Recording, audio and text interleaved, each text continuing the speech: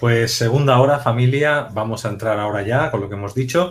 Antes de empezar, sabéis que aquí arriba tienen un enlace que pueden compartir en sus redes sociales, grupos de WhatsApp y Telegram para decir de que estamos en vivo y que luego estamos saliendo a las plataformas de YouTube, de Facebook y Twitch.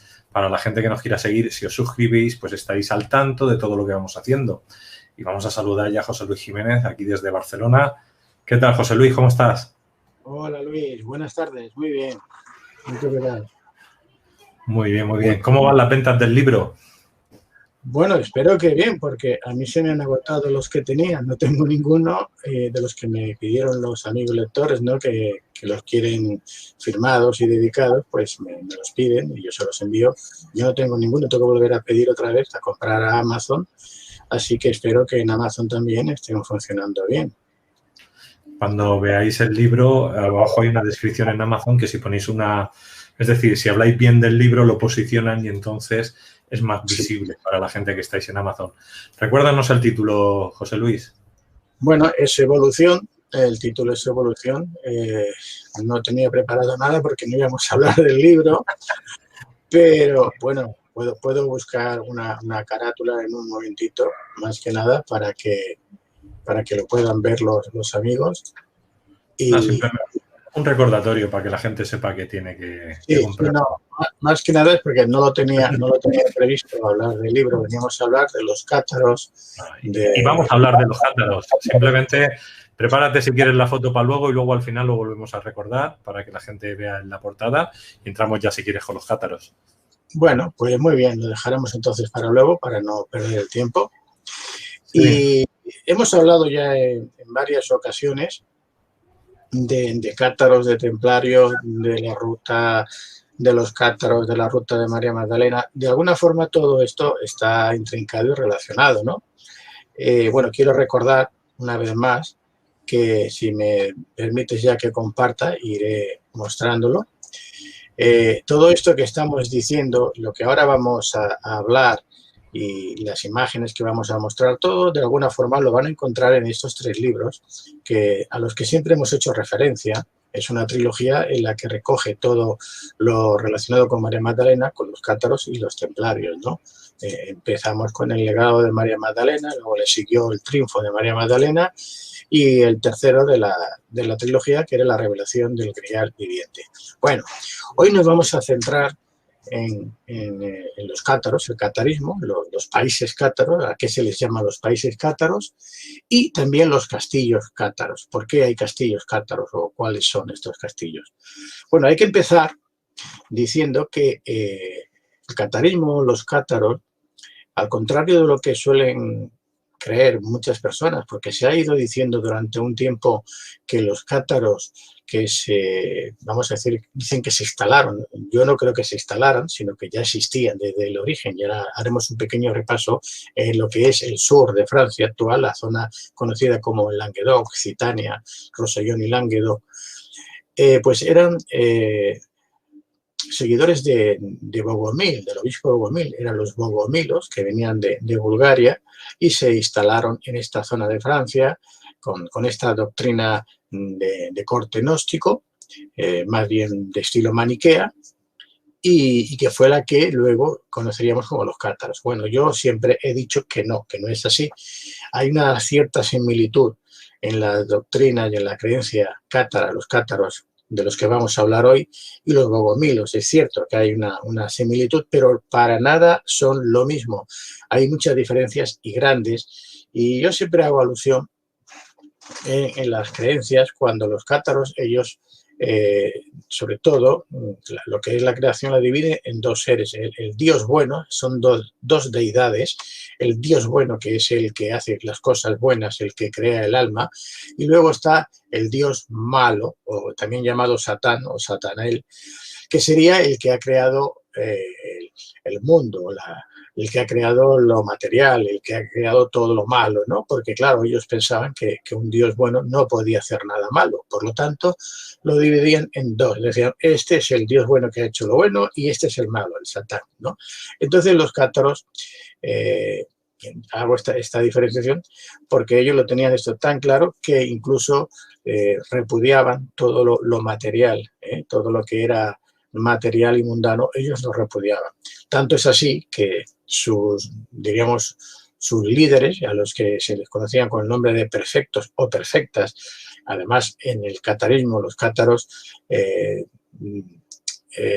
tenían la igualdad como lema principal, es decir, que los hombres y las mujeres ostentaban el mismo estatus a nivel social y religioso. No ocurría lo mismo y no sucede actualmente lo mismo, por ejemplo, pues con la Iglesia Católica, por poner un ejemplo, u otras iglesias cristianas.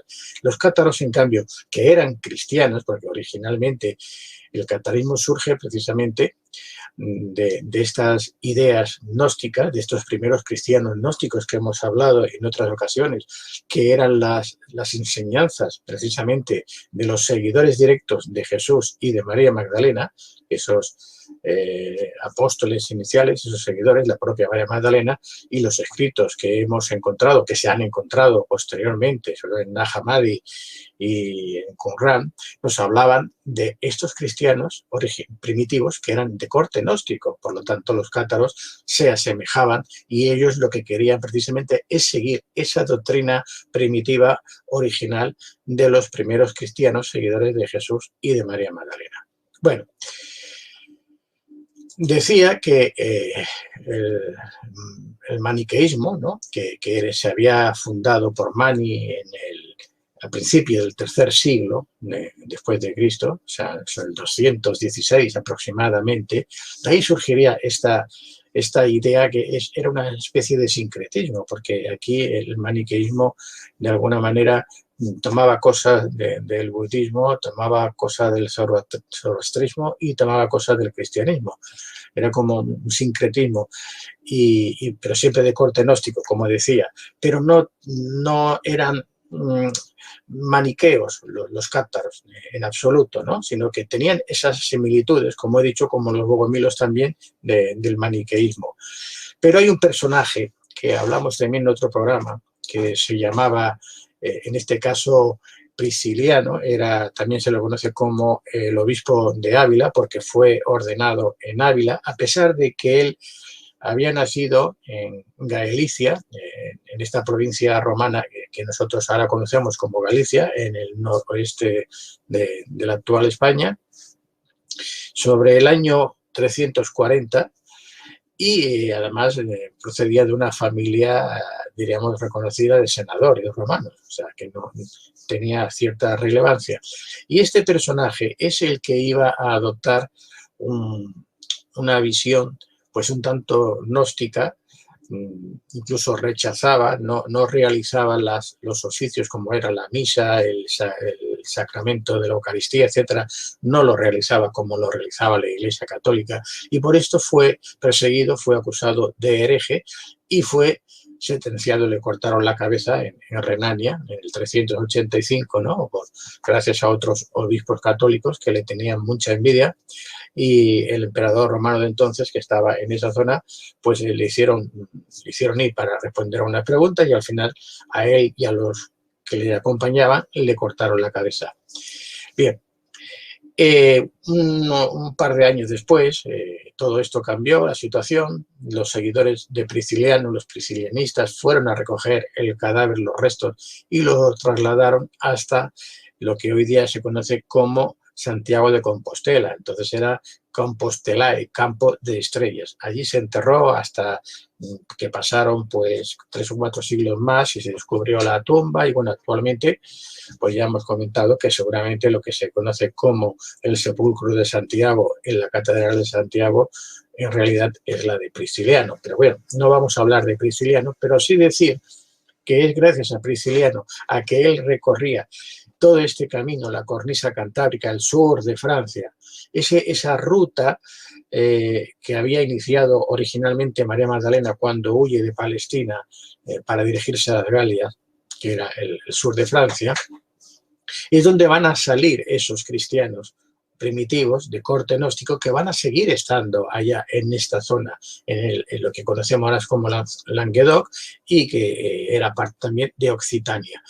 Y es ahí donde en el siglo X, XI, empiezan ya a resurgir con más fuerza que hasta entonces, y es cuando ya se les van a conocer con el nombre de cátaros, que ellos no se lo imponen a sí mismos, ellos se hacían llamar los buenos cristianos o el bons homes, o las buenas mujeres, buenos hombres o buenas mujeres. Nunca se llamaban cátaro, porque cátaro era una forma despectiva de dirigirse a ellos que le había hecho un monje católico alemán, Edberg von Schönau, se llamaba, en el año 1181, en Renania precisamente, y también en aquella zona, aludiendo a ellos como adoradores de los gatos, ¿no? Cat Aro era un juego de palabras en alemán que venía a significar que adoraban a los gatos. Él decía incluso que les daba besos, ósculos en el ano, etc. De ahí se quedó esa palabra de cátaro. Hay quien decía que lo de cátaros venía porque ellos se hacían llamar los cristianos puros, porque cátaro, derivado de cataroi en griego, sí que significa puro. Pero en este caso, estos cátaros nunca se hicieron llamar cátaros derivando de la palabra griega kataroi. Es cierto que en el siglo III hubieron una secta cristiana, que eran los novacianos, que estos sí que se hacían llamar cátaros, del griego kataroi, de puros, pero aquella secta desapareció un par de siglos después, ya no volvió a aparecer. Y quiero decir esto una vez más, aclararlo, porque hay mucha confusión al respecto. Entonces, ellos se hacían llamar los hombres buenos o los cristianos buenos, hombres y mujeres buenos, el bons homes en occitano, y lo de cátaro fue un apelativo de forma despectiva que le pusieron los católicos, los cristianos católicos. Bueno, aquí en fotografía tenemos la imagen que sería de un perfecto o una perfecta, en este caso es una mujer perfecta. Veis que tiene esta túnica de color azul marino con la capucha que le cubre, podía ser de color azul marino oscuro o podía ser negra, y iban atados con un cinturón, una especie de cuerda, como vemos aquí en la cintura, y descalzos.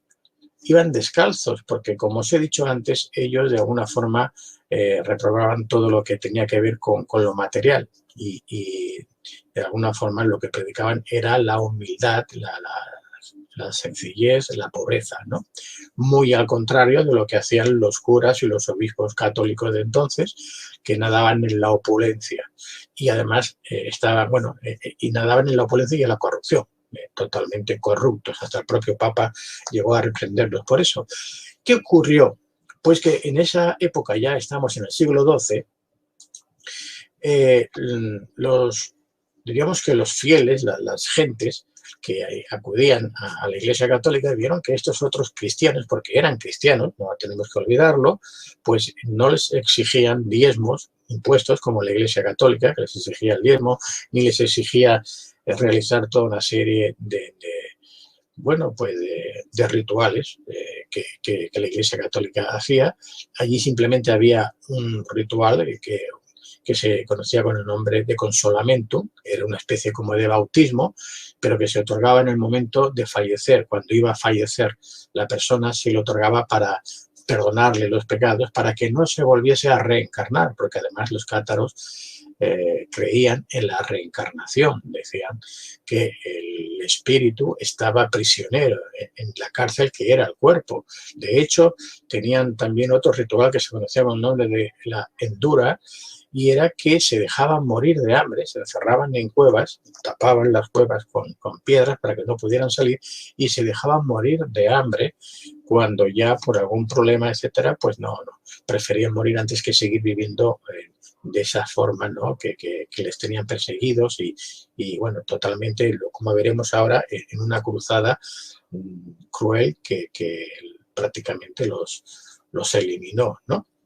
Mira, os muestro esta fotografía que antes os hablaba de los bogomilos. Los bogomilos, entre otras costumbres, en este caso funeraria, tenían la de realizar estos bloques de granitos, estos monumentos funerarios en las tumbas, ¿no?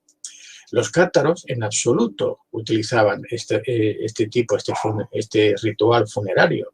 Ellos utilizaban una cruz que tampoco era cruz realmente. Ahora os explicaré por qué. Y claro, si estamos diciendo que se trataban de bogomilos que habían surgido desde Bulgaria hasta el sur de Francia, pues lógicamente las tradiciones, sobre todo las funerarias, se iban a mantener. Y vemos que no, porque es que no se parecían, como os digo, en nada. Prácticamente en que coincidían en algunas cosas de las doctrinas, pero no se parecían en otras cosas, eran muy diferentes, ¿no? Y estos son los símbolos, en este caso, que utilizaban los cátaros. Estas cruces redondas aquí es lo que se les hacía algunas veces para diferenciar o para indicar dónde estaban enterrados los cátaros. Estas cruces cátaras, que tampoco es correcto llamarlas cátaras. Les voy a decir por qué. Porque los cátaros no veneraban la cruz, al contrario. Ellos decían que como un cristiano, decían, un buen cristiano no puede jamás venerar el tormento, o sea, el instrumento de tormento y de suplicio que supuso donde murió nuestro Señor Jesucristo. Eso decían ellos. ¿Cómo iban a venerar la cruz? Evidentemente, ningún cátaro veneraba la cruz en ninguna de sus formas. Pero bueno, ¿por qué se decía que esto era la cruz cátara? Aquí tenéis otro ejemplo de estas cruces. Pues porque esto que veis ahora, este símbolo, que se le reconoce como cruz cátara, realmente no es cruz cátara, es la cruz de Occitania, la zona donde estaban estos cátaros. Occitania, que estaba en el sur oeste de Francia, el norte de Cataluña. El idioma es muy parecido al catalán. Aquí es donde surge esta cruz. Es la que representa esta zona de Occitania. Aquí vemos que además tiene en cada extremo hay como unas puntas, ¿no? Unas flechas, y tiene una esfera, un punto en cada una de estos extremos de estas puntas. Si son 3 por 4, son 12 puntos. Bueno, y se le conoce como también la cruz de las 12 beatitudes. Bueno, estas son palabras que luego se les ha ido dando, pero lo que realmente nos importa es ver que la cruz cátara en realidad es la cruz occitana, que representa o representaba y representa hoy día, porque sigue existiendo Occitania, aunque ahora pues forma parte, diríamos, de Francia, pero también están reclamando de alguna forma la independencia. Bien, ¿veis esta moneda? Esta es una moneda occitana. Entonces la moneda tenía esta cruz, porque era la cruz del país de Occitania, no de los cátaros. Los cátaros además no acumulaban tesoros, no acumulaban dinero, no acumulaban nada material, porque ya lo he dicho, ¿no? Se ha hablado mucho, luego veremos lo de Montsegur, que si tenían tesoros, que se custodiaban no sé cuántos kilos de oro, monedas, etcétera. Bueno, se han dicho muchas cosas, pero que no tiene nada de lógica ni se corresponde con la doctrina cátara. Pues aquí tenemos un ejemplo. Esta sería una moneda occitana y vemos que tiene la cruz de aquella época. Por cierto, esta moneda es muy antigua. Aquí tenemos la otra cara y aquí aparecerían los castillos, las simbologías, en este caso de Occitania. Bien. ¿Por qué? ¿Qué pasa con los cátaros? Porque lo que nos llega a nosotros es que hubo una guerra, una cruzada de la Iglesia Católica contra los cátaros. Bueno, pues precisamente fue este papa que tenemos aquí, el Inocencio III, el que ordena una cruzada a principios del siglo XIII, en concreto en el año 1209, contra los cátaros, también llamados albigenses. ¿Por qué se les llama albigenses? Bueno, aquí no se acaban de poner de acuerdo muchos historiadores, autores, porque, bueno, esto que veis aquí ahora, esto sería el Palacio de Aviñón, el Palacio Papal de Aviñón. Los papas estuvieron durante más de 70 años prácticamente, diríamos, secuestrados, por decirlo así, por el rey francés, y estuvieron varios papas viviendo aquí, reinando, por decirlo así, desde Aviñón, desde este palacio. No les dejó ir a Roma y, bueno, algunos, de hecho, si hubiesen ido a Roma no hubiesen salido vivos, porque en Roma, en el Vaticano, los estaban esperando para darles palo. Aquí luego hubieron, bueno, eso lo cuento en los libros que os he comentado antes con detalle. El que quiera conocer toda la historia la va a encontrar ahí. Pero bien, desde este lugar, donde el Papa, en este caso Inocencio III, va a lanzar esta cruzada contra los cátaros o albigenses. Veréis que hoy vamos a hacer un recorrido virtual por estos lugares, lo que se conoce como países cátaros y los castillos cátaros, por lo menos los más representativos, los que se conocen más, los que aún se pueden incluso visitar, porque otros veremos que son ruinas, ya 4 piedras, que bueno, podemos hablar de que ahí estaban los castillos, pero no vamos a ver nada más, poco más, ¿no? Pero bueno, quiero mostraros algunas de estas edificaciones, de estos monumentos que sí, que se pueden visitar hoy día, que están en perfectas condiciones y vais a ver muchos de ellos por dentro, que ahora os mostraré, yo os iré explicando. Este sigue siendo el Palacio Papal, en la fachada principal. Y bueno, llegamos a lo que os quería comentar, a esta zona, que por qué se llamaban Cruzada Cátaro o Albigense. Veréis, mirad, aquí en la parte norte, que os estoy ahora remarcando, Albí, bueno, pues Albí era, diríamos, la zona donde había alrededor más cantidad de cátaros, ¿no? Donde se habían acumulado. Y por ese motivo, pues es por lo que decían, bueno, contra los albigenses, los que están en esta zona. Hay quien dice que no, que albí deriva de la palabra de albino, de blancos, ¿no? Y que claro, el blanco pues representa puros, y como lo de cátaro viene también de puros, pues por eso eran albinos, que blancos. Bueno, me parece muy rebuscado. Aunque la capital principal del catarismo estaba en Toulouse, estaba aquí a la izquierda, aquí donde estoy remarcando ahora, esta era la capital, aquí estaba el conde Rouget Trencavel, Rouget VI, que era entonces el que de alguna forma protegía a los cátaros, igual que su sobrino en Carcassona, que ahora lo veremos, que era Rouget Trencavel también, el vizconde que fue asesinado por Simón de Montfort. Pues toda esta zona que aquí tenéis marcada con números y nombres sería, diríamos, la parte más representativa de lo que ahora llamaríamos países cátaros, ¿no? Hay más lugares, pero estos son los más representativos, donde aún podemos encontrar algunos de estos castillos que ahora veremos, y que, bueno, en otro programa, creo que fue el anterior o el otro que hicimos, yo os hablaba del viaje que tenemos ahora pendiente para el mes de septiembre, del 6 al 12 de septiembre, con Viaje Saladino, para hacer esta ruta cátara, la ruta de María Magdalena, y visitar estos castillos que ahora veremos aquí, entre otros, ¿no? Y entre otras cuestiones.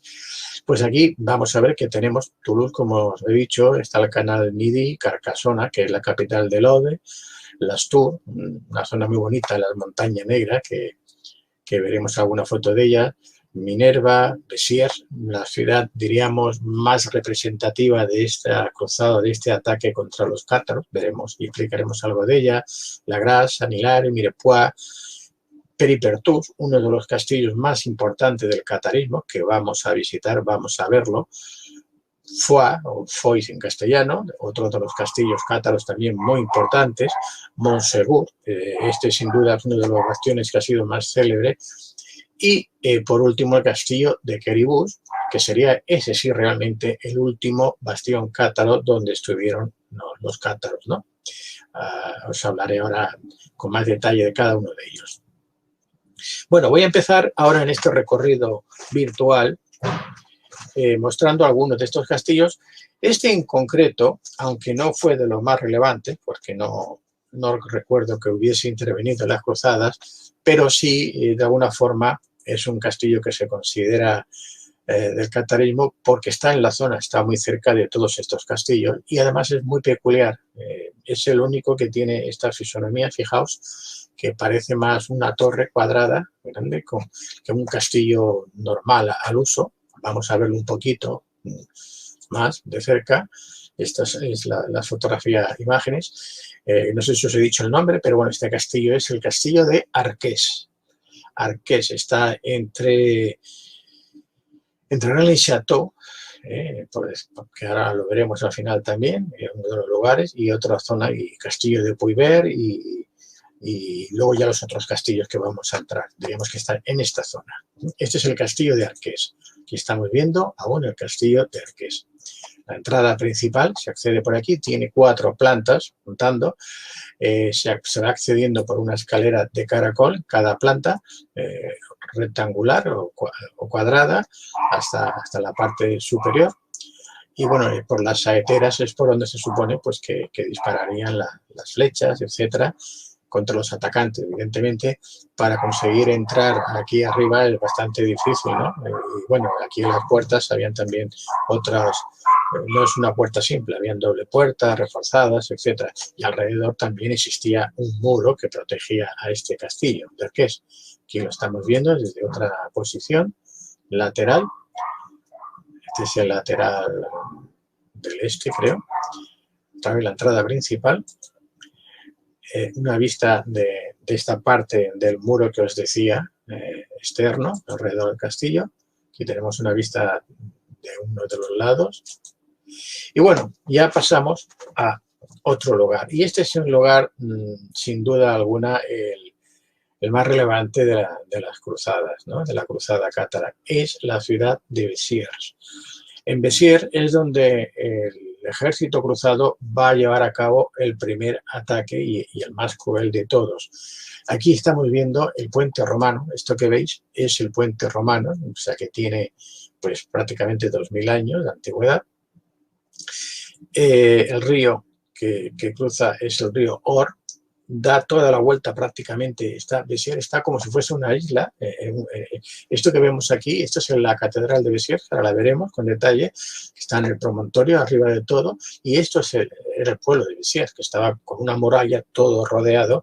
De hecho, nunca habían conseguido asaltarlo hasta ese día, que ya lo comentamos en otro programa, que bueno, por una serie de situaciones, cuestiones y traiciones, pues los cruzados consiguieron entrar y aquel mismo día, pues prácticamente saquear toda la ciudad y matar a más de 20.000 personas, ¿no? Sin respetar ni edad, ni condición, ni religión. O sea, ni niños, mujeres, ancianos, enfermos, no respetaron a nadie.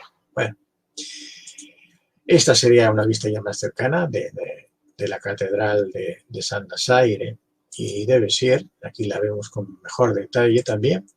Aquí ya estamos dentro, lo que era, diríamos, la plaza principal, la Halle, que le llamaban, donde estaba el mercado medieval, y este edificio es la iglesia de Santa María Magdalena.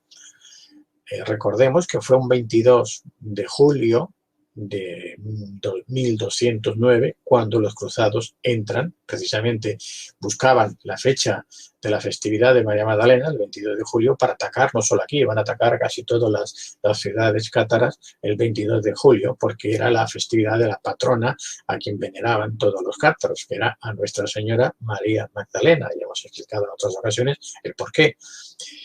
Bueno, pues aquí, bueno, llegaron a morir casi 3000 personas solamente en la iglesia, porque se metieron todos los que cupieron dentro. Los cruzados tapiaron las puertas, las ventanas con maderos, les echaron maderas quemadas y allí los quemaron vivos a todos, ¿no? Hace ahora, bueno, el siglo pasado creo que fue el otro, cuando estuvieron remodelando la iglesia en el subsuelo, al levantar las losas se encontraron, pues, como digo, más de 1800 esqueletos, ¿no? que habían muerto entonces en la cruzada. Aquí tenemos otra vista del ábside de la iglesia de María Magdalena. Y ahora estamos ya en la catedral de Béziers, Saint-Nazaire. Esta catedral también sufrió el ataque de los cruzados, igual que pasó con la iglesia. Cerraron las puertas, las ventanas, tiraron maderas ardiendo. Previamente ya habían entrado a caballo los cruzados y con las lanzas y las espadas mataron a todo lo que encontraron dentro. Tampoco respetaron nada. Aquí murieron mujeres con sus niños bebés en brazos, los mataron a todos, no respetaron a nadie y luego le pegaron fuego. Se hundió prácticamente todo el techo de esta catedral, que fue restaurado mucho tiempo después.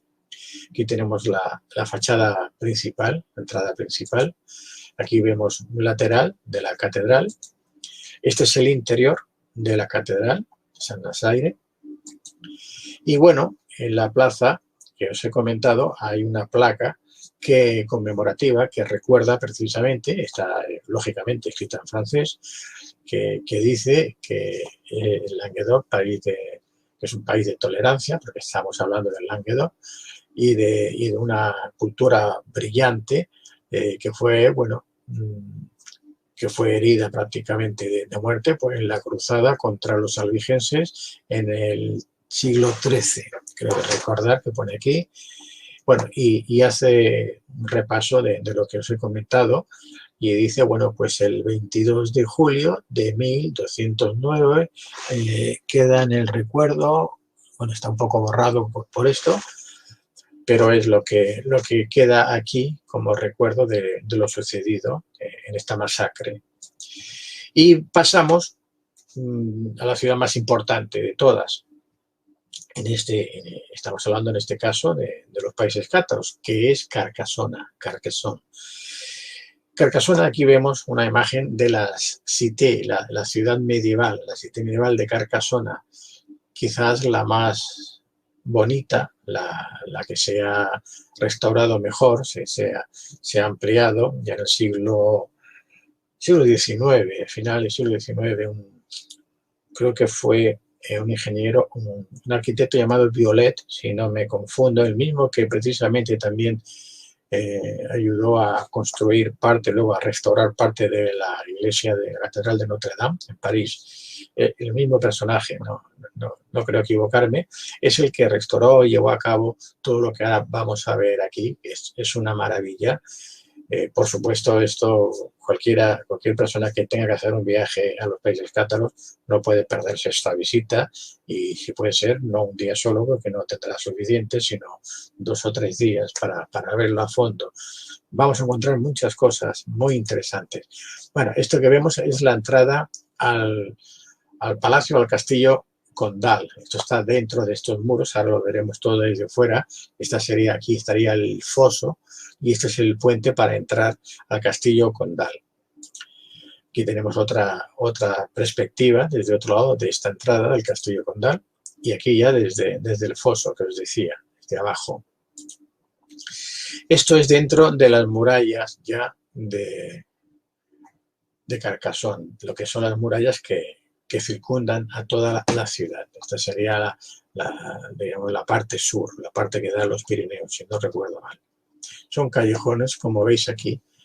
A mí me encanta pasear por aquí porque es que como da la impresión que te vienen los recuerdos, ¿no? Que se te ponen imágenes delante cuando estás paseando por aquí, sobre todo al atardecer, que empiezan a encenderse los faroles, algunos que hay en algunas esquinas, y le dan un aire muy romántico. Es muy bonito para pasear por aquí y de verdad no perdáis la ocasión de hacerlo si vais a Carcassonne. Esta es la catedral, también se llama San Azaire, pero dentro de Carcassonne. Y aquí vemos una vista, lo que os decía, las murallas ya de la ciudad, la parte que vemos abajo, algunas casas. Esto no existía, evidentemente. Toda la ciudad estaba en la parte superior y en esta parte de fuera es donde estaban, digamos, el pueblo llano, ¿no? Que vivían en sus casas, sus chabolas, y las murallas de alguna forma protegían a lo que era la ciudad condal. Aquí vemos la entrada principal actual de la cité. Esta sería la entrada principal por la que todo el mundo accede. Hay otras entradas en el lado que hemos visto antes, hay 3 o 4 entradas, pero esta es la principal. Vamos a ver desde varios ángulos de vista. Aquí la estamos viendo. Os voy a decir que esto que veis, que no hay nadie, que parece que no haya nadie, os puedo asegurar que a mí me ha costado horas conseguir una fotografía sin que no aparezca nadie, porque esto está completamente abarrotado de personas, continuamente, desde que sale el sol, no cuando se pone, después, porque de noche luego suelen haber espectáculos dentro, las luces que iluminan le dan una imagen preciosa. Yo diría que casi imposible, no digo imposible porque lo he conseguido, pero casi imposible conseguir estas fotografías que estáis viendo sin gente de ahí en medio, ¿no? Bueno, veis, aquí aparece alguien, ya, es que es imposible no hacerlas sin nadie. Y aquí tenemos otra imagen. Siempre veréis que procuro que no haya nadie, pero es algo complicadísimo, muy difícil conseguir. Bueno, a expensas de estar horas y horas, ¿no? Buscando el momento y que la luz y todo de allá. Y aquí tenemos una imagen ya más cercana de lo que os comentaba, del palacio. Este sería el vizconde Roger Trencaville, que, como os he dicho, fue hecho prisionero después y bueno, y fue asesinado realmente por Simón de Montfort, que era el jefe de la cruzada de los católicos en este caso. Aquí seguimos viendo parte de la muralla de la Cité. Este sería el foso visto desde la otra parte. Esto sería la Cité que tenemos a la izquierda y todo esto es parte del castillo condal. Estas son las murallas exteriores ya.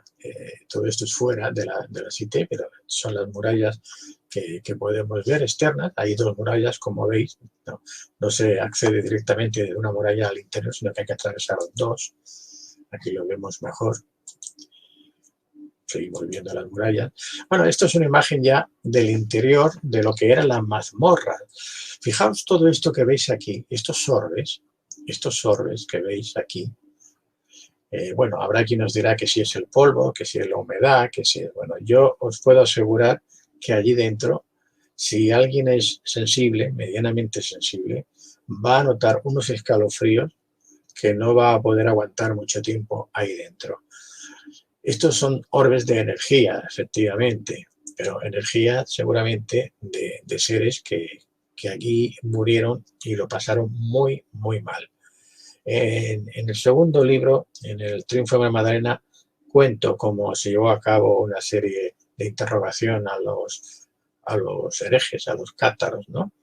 Y todo lo que se les llegó a hacer mediante los instrumentos de tortura, algunos de los cuales vamos a ver aquí. Precisamente en Carcasona hay un museo, el Museo de la Inquisición, donde se ven casi todos los instrumentos que utilizaron para torturar y conseguir las confesiones, que evidentemente aquí confesaba todo el mundo, porque no había nadie que soportara este tipo de torturas, que ahora veréis algunas de ellas. Este sería el acceso también a una de estas mazmorras. Esta era la entrada principal a la mazmorra, que os he dicho. Aquí debajo veis aquí las rejillas, sería parte por donde se pasaba hacia abajo. Y fijaos si fue cruel todo lo que sucedió en Carcassonne, que en toda la ciudad de Carcassonne, por lo menos en la parte próxima a la Cité, diríamos que las calles, los muros de las calles, están todos serigrafiados con dibujos, con pinturas que van representando esa batalla, esa cruzada con los personajes que intervienen. Aquí os voy a mostrar algunas fotografías, pero prácticamente son cientos de metros, como si fuese un cómic, explicando todo lo sucedido en ese año 1209. Aquí tenéis otra de estas imágenes. Seguís teniendo. Aquí incluso nos está hablando del rey Pedro II, de la Corona de Aragón, que él era el rey de estos lugares. Los condes de Foix, de Toulouse y de Carcassonne, de hecho, eran vasallos del rey, vamos a decir, español, de la Corona de Aragón. Aquí se va contando toda la historia y todo lo que se llevaba a cabo, de qué trabajaban, porque los cátaros, además, ellos vivían de su trabajo. La mayoría de ellos se dedicaban al textil. Veis aquí que están representando cómo trabajan el textil, los hilos y los trabajos que hacen. Los cátaros, al contrario de los curas y los obispos católicos que vivían, bueno, pues como ellos, los cátaros trabajaban, ¿no? Y trabajaban duro, ¿no? Entonces, y además, gracias a ellos se potenció mucho la industria del textil en toda esta zona. De hecho, siglos después, pues Cataluña fue uno de los lugares principales de la industria textil a nivel mundial. Bueno, aquí tenemos, ¿veis? Seguís viendo todas estas representaciones por la ciudad que van contando esos episodios que se llevaron a cabo. Seguimos viendo esas representaciones que os he dicho. Bueno, aquí ya tenemos ya una imagen desde dentro ya del castillo condal, una de estas cúpulas, porque todo esto se puede visitar, lógicamente, y de hecho, quien venga con nosotros en el viaje lo vamos a visitar, vamos a explicar lo que había en cada lugar para que se vea. Y desde aquí, desde las almenas, pues se puede ver, bueno, hay unas vistas magníficas, que ahora veremos, pues, parte de esta muralla, ¿no? Es como si retrocediéramos en el tiempo, sabéis esos cuentos de hadas que con estos castillos, pues da esa impresión totalmente. Es como si uno lo está viendo y está sintiendo que está en otro tiempo, en otra época. Aquí tenemos parte también de esta muralla. otra vista de la muralla desde otro lado. Esto es una especie de museo dentro del castillo condal, donde aparecen esas cruces que os comenté antes, que, bueno, les llaman cruces cátaras, pero ya os he dicho lo que realmente son, lo que representaban, ¿no? Aquí tenemos otras más, hay varios tipos. Y bueno, ahora, esta es la parte, diríamos, negativa, no voy a entrar en muchos detalles, pero son los instrumentos que os he dicho que utilizaban, sobre todo la Inquisición, para hacer confesar a los herejes, a los cátaros. Aquí tenemos un inmovilizador, como veis, que aquí se entregan las manos, pies, y bueno, a partir de ahí les hacían barbaridades. Esto era una escalera que parece que sería para subir o bajar. No, aquí los ataban en las escaleras y lo tenían extendidos durante tiempo. Os estoy mostrando las más suaves, ¿eh? No os quiero mostrar las que son muy desagradables y crueles. Este es el garrote vil. Aquí se sentaba el individuo, el reo.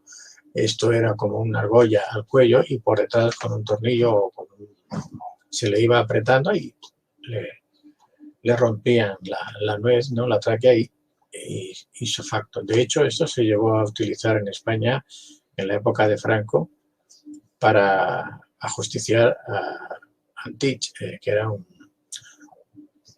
creo que fue un independentista que bueno, lo juzgaron por terrorista, etcétera. Bueno, pues fue el último personaje que fue ajusticiado con el garrote vil, ¿no? En la época de Franco. Aquí tenemos otro inmovilizador. Este es el que solemos ver más en las películas y tal, aquel que vemos que aquí tiene la cabeza y aquí las manos y está ahí sujetado durante días, etcétera, ¿no? Medio encorvados o de rodillas. Esta es la jaula.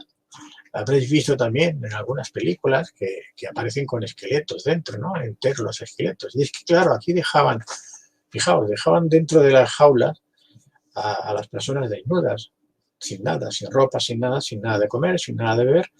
Y bueno, aparte ya de que le daba el sol, el frío, el calor, los animales, incluyendo ratas y pájaros, cuervos, lo que fuese, iban comiendo. O sea que imaginaos la muerte tan horrible. Y esto se quedaba ahí durante meses. No lo retiraban para que todos los demás lo viesen, ¿no? Esto es la jaula. Esto que veis aquí, bueno, esto se llama la pera. Veréis, esto que tiene estos pinchos aquí, estas puntas, esto se abre. Esto aquí se coge con los dedos, se introducen los dedos, se presiona o se da vueltas, depende cómo sea el sistema, se introduce por la vagina de la mujer y cuando está dentro se abre toda, tiran hacia afuera y desgarra todo el útero, toda la matriz. Bueno, una salvajada. Esto lo hacían a las mujeres en la vagina y a los homosexuales por el ano. No os voy a dar más comentarios, pero esta es uno de los instrumentos favoritos de la Inquisición, sobre todo de Bernat Gui, que escribió un libro de cómo había que torturar a los herejes para que confesaran y no murieran sin haber confesado, ¿no? Porque se trataba de que confesaran antes de morir. Luego los iban a matar igual, pero tenían que conseguir la confesión. Este es el potro de tortura. Aquí se ataban los pies, las manos, iban estirando y desconyuntaban al hereje, ¿no? Al pobre diablo que estuviera aquí estirado, el potro. Bueno, la famosa silla o el sillón de clavos, de punchas, ¿veis aquí? Aquí lo sentaban desnudos, lo ataban aquí con estas argollas, los brazos también, y bueno, pues todo, desde las posaderas, las piernas, las espaldas, los brazos, completamente clavado, agujereado, se desangraban, acababan muriendo desangrados, ¿no? Y hasta para los pies, veis aquí, hasta los pies, no se quedaba parte del cuerpo sin tener un clavo clavado, o la redundancia en el cuerpo. Y bueno, y aquí tenemos la llamaban señorita, pero fijaos, metían adentro a una persona, se cerraba y veis aquí que tienen estos clavos, estos puñales. Estos clavos se clavaban en partes del cuerpo que no eran vitales diríamos, de forma inmediata. Es decir, que la persona que era introducida aquí dentro y clavada podía tardar 2 días en morir o más, porque no moría de forma inmediata y era terrible, ¿no? Ahí encerrado. Esto se llama la dama de hierro también, era el nombre que se le solía utilizar, la dama de hierro. Bien, bueno, dejamos ya los instrumentos de tortura, que hay muchos más, hay muchas torturas. En el segundo libro ahí sí que vais a encontrar bastantes instrumentos, cómo se aplicaban, cómo se hacía, etcétera, etcétera. Este sería uno de los arcos de la entrada a la Cité, y aquí vemos, fijaos, una virgen, ¿no? Nuestra Señora, que decían ellos, embarazada, pero totalmente embarazada, que no hay ninguna duda, ¿no? O sea, la Virgen embarazada. Bueno, hay muchas referencias a María Magdalena y a Nuestra Señora por toda la Cité de Carcassonne. No hay que olvidar que los nobles de allá pues protegían a los cátaros, ¿no? Bueno, aquí tenemos ya las últimas vistas de la Cité en los muros exteriores, y esta sería una vista desde arriba del todo de la Cité de lo que es Carcassonne, la ciudad moderna actual, desde arriba, cómo se ve. Esta sería una vista general de lo que es Carcassonne hoy día. Esta sería una construcción que se ha hecho actualmente, pero imitando el sistema de construcción de entonces, de la Edad Media, de cómo se construía, para que tengáis una idea de cómo eran las casas de los nobles, de los más importantes de la Cité, eran así, como estamos viendo aquí ahora. Bien. Bueno, ya hemos visto la entrada antes, principal. Antes os he dicho, esta es la Virgen, ¿veis? La entrada principal de la Cité, aquí está, la imagen que os he mostrado de la Virgen embarazada. Esta es una de las pinturas que se hizo más célebre, porque cuando Simón de Montfort, al final, pues, que asesinó bueno, primero encerró en las mazmorras a Roger Trincavel, porque no quiso marcharse y abandonar a los ciudadanos, pues los obligó a marcharse desnudos, solamente con un taparrabo, descalzos, sin nada. Todas sus pertenencias las tuvieron que dejar y tuvieron que marchar desnudos, como lo veis. Y se representa siempre así, en este caso, bueno, pues este ataque de Simón de Montfort a Carcassonne, cuando les obligó a marchar a todos los ciudadanos, los que quedaron vivos, claro. Y pasamos a otro castillo cátaro muy importante también, por los condes. Este era el castillo de Foix, en español se escribe Foix. Esta es una vista desde abajo, de la entrada principal. Vamos a ir viendo parte de este castillo, y vemos la entrada al castillo, la parte principal del mismo. Seguimos viendo esta entrada, la torre de uno de los lados, las esquinas.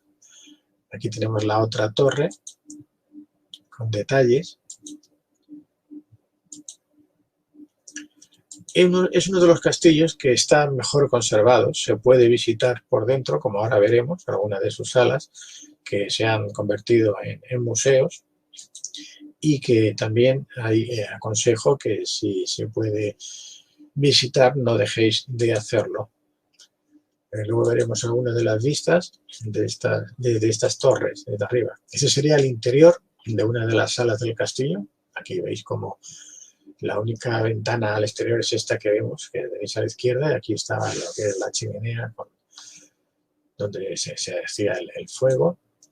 Desde una de estas ventanas de arriba tenéis una vista de la torre y de lo que ahora es el pueblo y la ciudad, y bueno, el entorno, ¿no?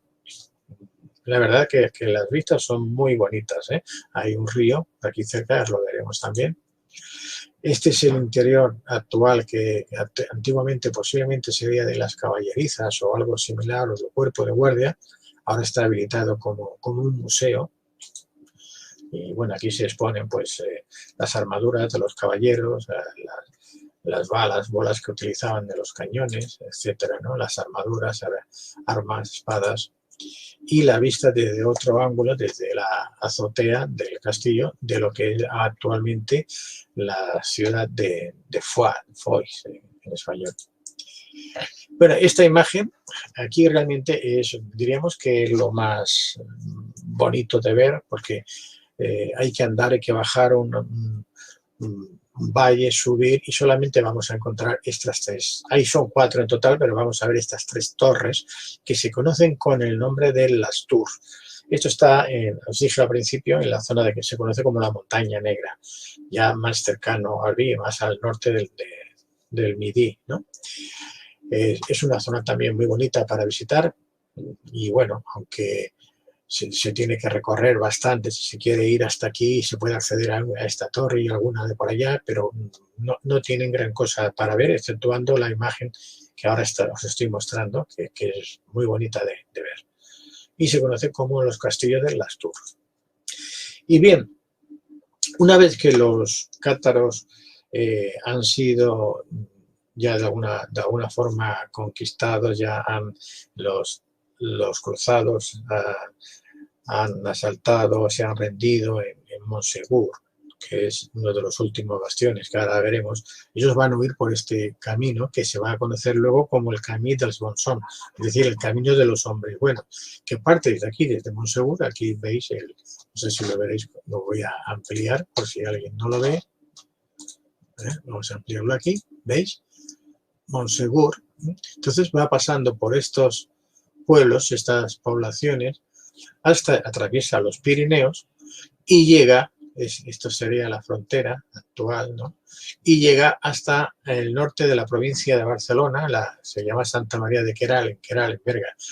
De aquí luego se van a distribuir hacia el sur de Cataluña y parte de Aragón, que son los cátaros que vamos a encontrar en ciudades, en Teruel, pues en San Mateo, por ejemplo, y en algunas de estas ciudades, y en Tarragona también, donde luego vamos a encontrar, por ejemplo, el retablo de María Magdalena en el monasterio de Santes Creus. Todo está relacionado. Pero bueno, este camino se puede hacer bien caminando, se tarda varios días, en bicicleta o a caballo. Hay una ruta ya muy concreta y señalizada, porque hay gente que le gusta hacer este recorrido, que se conoce como el Camí dels Bons Homes, y bueno, quería mostraroslo también, ¿no? Bien. Y ya vamos a pasar como os decía antes, a uno de los lugares más célebres, quizás más famosos, más conocidos, por lo que se ha hablado sobre ellos. Este es, en concreto, el castillo de Montsegur. Bueno, un castillo que originalmente no era un castillo, era algo mucho más reducido, era una especie de castro. Lo que ahora vemos, las ruinas que ahora vemos, y ahora vamos a ver con atención, con detalle, se construyó después, precisamente, ya de la captura de este castillo por parte de los cruzados en el año 1244. En concreto, la rendición fue el 16 no se rindieron el día 1 de marzo, pero el 16 de marzo es cuando ya tuvieron que abandonarlo y murieron quemados en una explanada que dice que acá os enseñaré, pues 225 perfectos cátaros que se negaron a adjurar de su fe y para acogerse al catolicismo, ¿no? Bueno, pues esta es la imagen que tenéis desde la carretera próxima cuando se va a llegar a Montsegur. Fijaos la distancia que hay desde aquí hasta aquí abajo. Hay más de 1000 metros, 800 metros de caída libre, como mínimo, ¿no? Bueno, y hay quien dice, autores, que 4 perfectos cátaros el día anterior, el 15 de marzo, por la noche, con esto que estaba nevado, porque era invierno aún, y apenas sin luna, bajaron por aquí y escaparon cargados con el tesoro. Bueno, ahí os lo dejo, ¿no? Imposible, pero bueno, se cuenta, se dice, entonces pues es una de las cosas que quiero aclarar, que eso es imposible. De todas formas, para el que quiera conocer la historia, esto lo cuento con todo detalle en el segundo libro, en el Triunfo de María Magdalena, Jaque Mate a la Inquisición. Bueno, ya en esta carretera que os digo que se va acercando, ya veis, fijaos la altura que hay, donde se encuentra el castillo de Montsegur. Ya una vez estamos en la falda, próximos, todo esto hay que hacerlo andando, evidentemente, no hay ningún camino ni nada, se tarda unos 20 minutos, normalmente, depende del paso que tengas, un poquito más, pero 20 minutos se puede subir desde abajo hasta el castillo. se puede visitar, ahora veréis, no hay nada para ver prácticamente, está vacío, ¿no? Pero bueno, la gente como tiene ese interés por subir y verlo, pues cobran la entrada, ¿no? De abajo hay un puesto que te cobra, ahora no sé si son 7 euros o cuántos son, porque esto va cambiando cada año, y te cobran para que subas y veas las ruinas, nada más. Esta es desde la planta de abajo, antes de subir. Aquí tenéis varias imágenes del castillo de Montsegur. Esta es una visión aérea, ahora lo veremos un poco por dentro, de lo que se ve desde el aire, ¿no? Esto es el castillo de Montsegur, que no era el original, no era así. Tenía menos dimensiones, era diferente. Todo esto se construyó posteriormente, cuando ya los cátaros desaparecieron. Bueno, pues este es el interior del castillo. Aquí veis, aquí hay quien incluso dice que si esto era una especie de santuario del culto al sol, porque sin verano, en el solsticio, el sol pasa por aquí o por allá. Bueno, si pasa por aquí o por allá es por pura casualidad, por la situación. Esto nunca ha sido ningún santuario de culto al sol, pero hay quien viene aquí y ves aquí a gente haciendo unos rituales y unas cosas, ¿no? Bueno, cada uno que haga lo que quiera, ¿no? Pero bueno, yo os cuento lo que eran las cosas, para qué servían y lo que la historia dejó. Luego cada cual que se imagine lo que quiera. Esta es la otra parte, la otra pared del castillo interior. Aquí hay unas escaleras para subir, para poder observar el entorno. Veréis que las vistas son muy bonitas, preciosas, vale la pena solo por ver las vistas subir al castillo. Esta es la muralla externa de la otra parte, por aquí ya no hay nada más. Y esta es la entrada que hay desde la montaña que baja, que prácticamente por ahí no hay camino, ¿no? Si hay algún camino, que lo conozca alguien, no es el camino usual para seguir. Y desde arriba, pues ya os digo, esta es la vista que tenemos de todo este valle de los Pirineos. Aquí abajo está el pueblo de Montsegur. Este es el pueblo que actualmente se llama Montsegur. Bien, os he dicho, abajo en la explanada hay esto es una estela. Aquí, bueno, la cruz cátara, vuelvo a repetir, se le llama cruz cátara y no vamos a cada vez a decirlo, pero es para que entendáis, ¿no? Siempre se identifica así.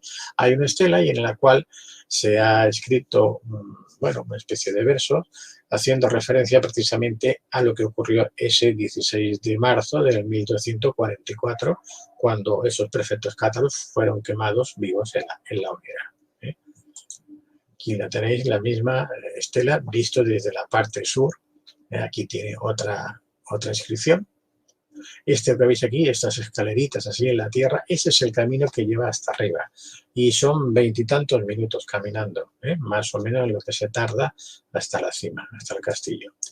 Bueno, pues estamos en otro de los castillos que os he dicho más importantes, que es el de Peripertús. Esta es una vista aérea que, bueno, me colgué desde una roca que debería estar yo loco aquel día, porque luego lo pensé, fijaos la altura que hay, más de 800 metros. Me caigo de aquí y, bueno, no me encuentran, pero bueno, se me antojó hacer esta foto aérea, pero no estaba volando, ¿no?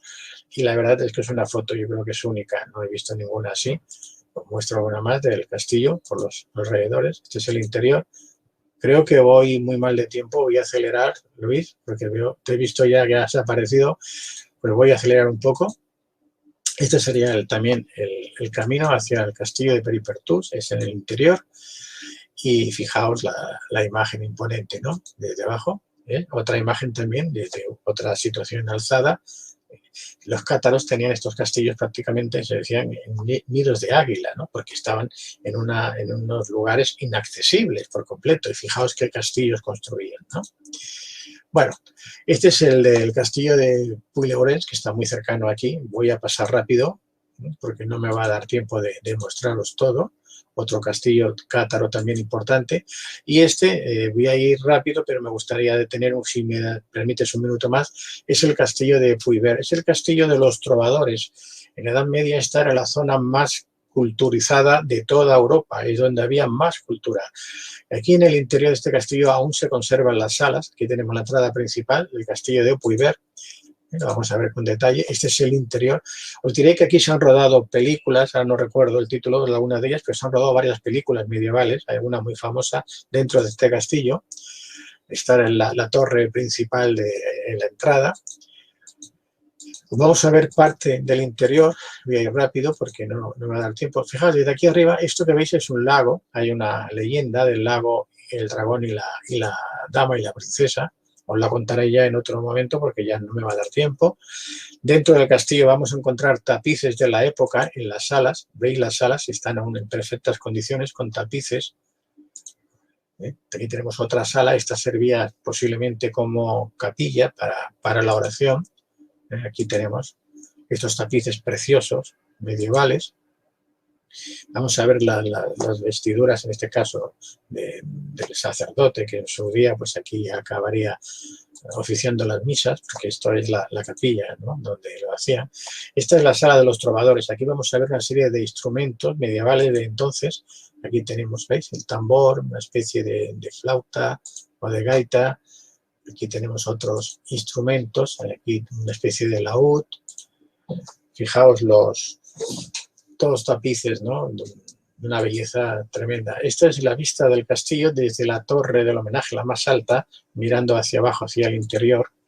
Aquí tenemos también vestidos y armaduras de soldados. Vemos aquí otra vista desde la otra parte. Aquí vemos el lago, aquí a la izquierda. Ya os contaré la historia en otro momento. Otra vista desde el interior del castillo.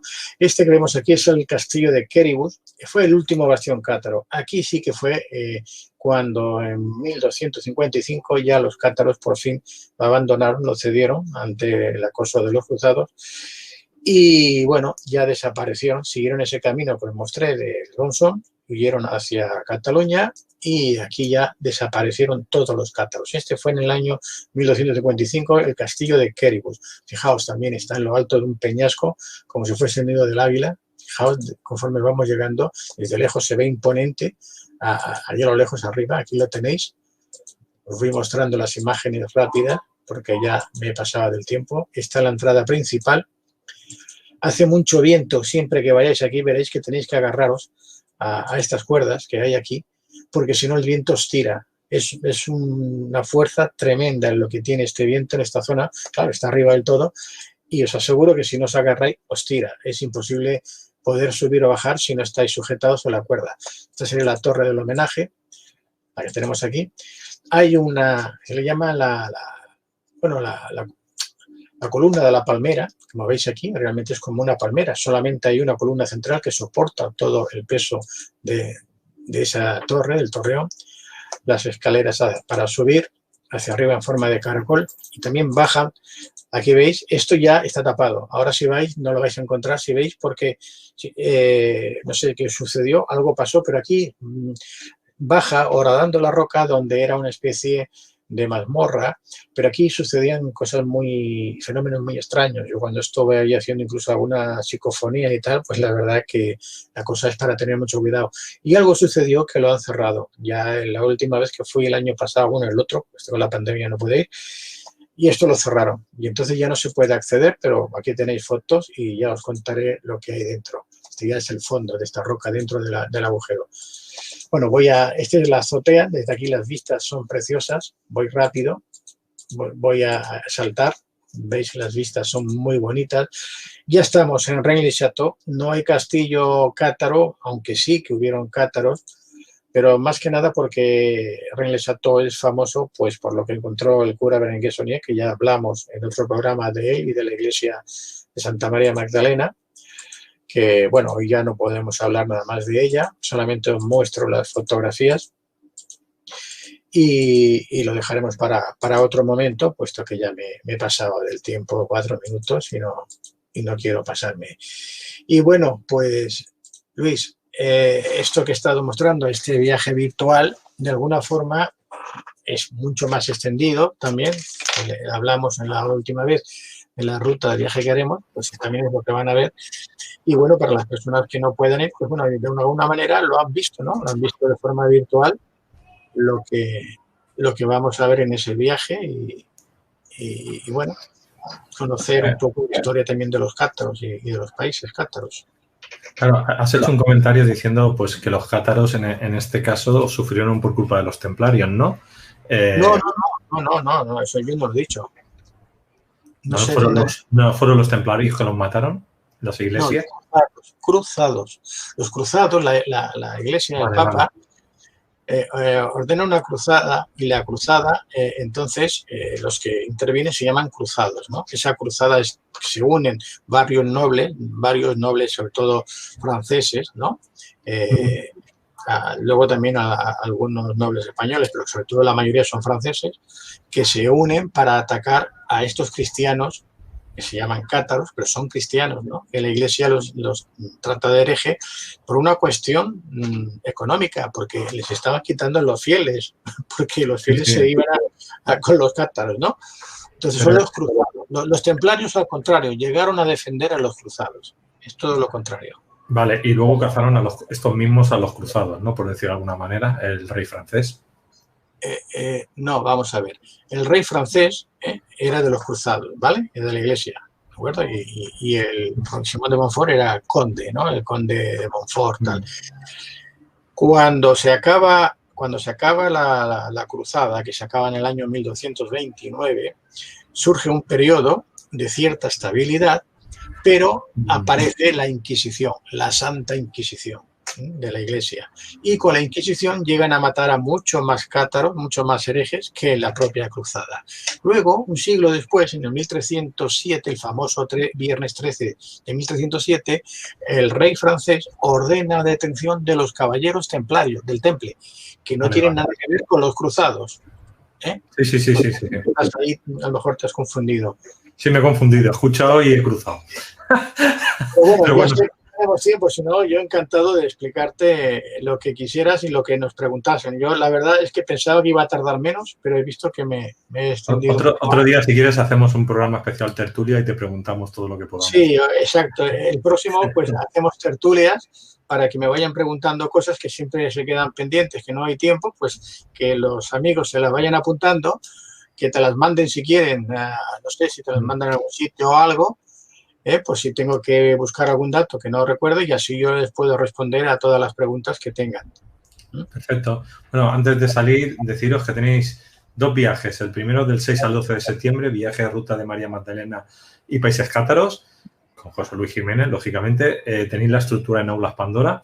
Y luego tenemos el viaje a Egipto también, que será desde el viernes 26 de noviembre de 2021 al jueves 9 de diciembre, o sea, en pleno puente de diciembre. También tenéis que serán 3 noches Luxor, 4 noches de crucero, una Busimbel, 2 noches en Asuán y 3 noches en el Cairo. Para reservar, consultar a Ana Vaz de Viajes Aladino, aquí debajo, es decir, en la descripción del vídeo. Tanto que sí, como si entréis por aulaspandora.com, os vais a viajes y ahí en viajes tenéis directamente todo el material. Tenéis parte del recorrido, tenéis los datos de Ana Vaz, que como veis aquí os lo marco, que dentro de la página también está. Y tenéis un recorrido básico, pero si necesitáis saber algo más de hoteles, de cualquier cosita, pues podéis hablar con Ana y ella os lo explica todo. Pues José Luis, yo ya hasta septiembre más o menos o a finales de agosto no te volveré a ver, o sea que muchas gracias por todo. Yo también espero también poder descansar. Tengo que acabar unos cuantos programas que tengo pendientes que ya los tenía comprometidos con la promoción del libro, del nuevo libro de Evolución. Y bueno, a ver si puedo en agosto. No sé si podré viajar porque está la cosa muy mal aún, no, pero bueno, intentaré hacer algo. Y si no, pues a ver si en septiembre pues ya podremos vernos antes de iniciar el viaje y comentar alguna cosa más interesante o atender a esas preguntas que me decías, ¿no? De los amigos que quieran conocer o que tengan dudas y quieran hacer preguntas. Bueno, hasta final de mes está Carlos conduciendo ahora los programas, con lo cual hasta final de mes podéis seguir haciendo programas, pero yo ya de 20 a 20 estaré, porque yo siempre la última semana de agosto es cuando monto lo de septiembre, me refiero todo el año, ¿no? El curso escolar, que se le llama. Bueno, pues muchas gracias, José Luis. Ha sido un placer, como siempre. Bueno, pues si no nos vemos, que pases felices vacaciones, Luis. Un abrazo. Sí, igualmente. Bueno, nos veremos, que tengo que ir por el libro. Eso sí. Venga. Hasta luego. Muchas gracias.